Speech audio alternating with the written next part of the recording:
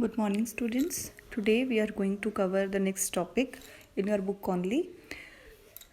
This is switching techniques. Switching techniques means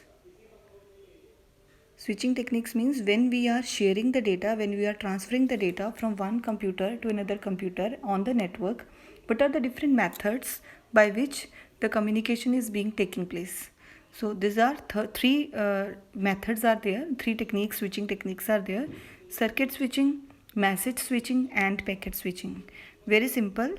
These are circuit switching means you just take an example of telephone call. Whenever you call a particular person, you want to talk to a particular person, you might have a particular phone number of that particular person. You will dial that number. If the person is available and he picks your phone, then only you will be able to talk, means you will be able to deliver your message. And when you have delivered your message, you will put the call off. And then it is okay, it is fine, complete. So circuit switching goes in same way only. It needs a dedicated physical connection between sender and receiver first of all. Okay, the sender and receiver must be in active mode at the time when the data is to be transferred. Okay, like in case of telephone call, अगर receiver busy है, you cannot give your message. ठीक है, he has to pick up your call, then only you will be able to give your message. ठीक है, so this is circuit switching. And there is the last line पढ़िए. There is a end-to-end path connection between computers before any data can be sent. Okay, both the systems must be in online way, or they must be in active state, so that a physical connection has to be established so that the data can be transferred. Message switching. In message switching, there is no need that both the computers must be in active state. Only sender can be, like in case of emails. When you are sending your email to another person, it is not always mandatory that the other person, the destination computer, must be in on mode or must have their emails on. Okay, you will send your message, you will send your email, and it will be stored in the buffer of, suppose you are sending through your Gmail, it will be stored in your Gmail buffer. And when it will find out, whenever the receiver computer is on or it makes its data on, and then the mail will be transferred and the receiver can see it at any time. Okay, so there is nothing like it has to be a physical connection exactly at the time when you are sending the data. Okay, you can read it out here. The data will be stored in its buffer, and then it will find out a free time whenever the data will be transferred. Okay, so it is also called as store and forward technique. Okay, the last thing is packet switching. Message switching and packet switching, there is a minor difference between them. Message switching, in case of message switching, there is no limit on the size of the message. Okay, any size message can be transferred, but in case of packet switching, there is a fixed size of packet which can be transmitted across the network.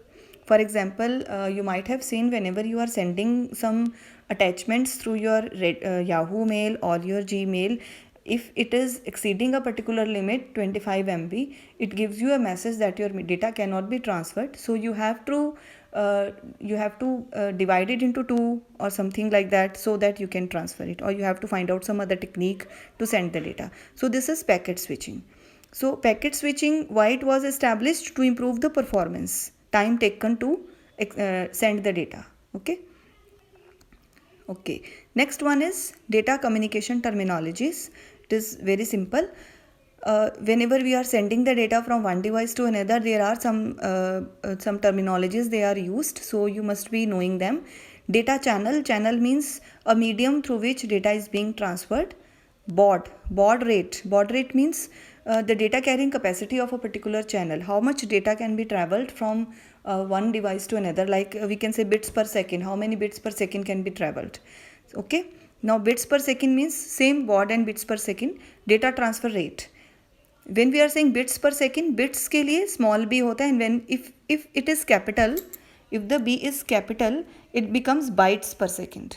So this is bits per second, small b, and this capital B is bytes per second. Okay, and whenever there is 1000 byte, it is signified by capital K. Okay, kilobytes per second, something like that. Okay, and when there is small m, and when there is capital M, megabits per second and megabytes per second. Okay.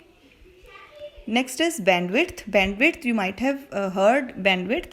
Bandwidth, you can say like it is a pipeline through which the data is transferred. For example, take a pipeline of water. If the water is coming out very heavily from the tap, but the pipe is very small, its mouth is very small, how much water will go? Okay, it will go very less, because the capacity of the pipe is low.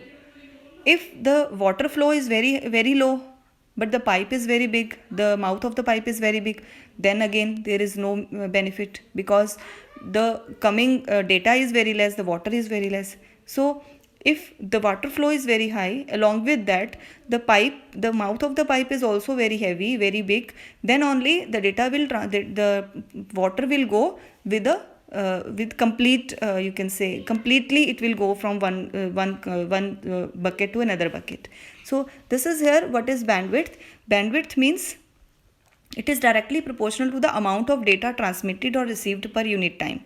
Bandwidth means data per second, how much bits, how many bits, how much data, with what speed is being transferred from one computer to another computer. Okay. Bandwidth, normally more bandwidth is required when we are downloading and when we are uploading a picture or video, and less bandwidth is required when we are downloading or uploading a text page, obviously. Okay. So there are two types of channels, broadband channels and narrowband channels.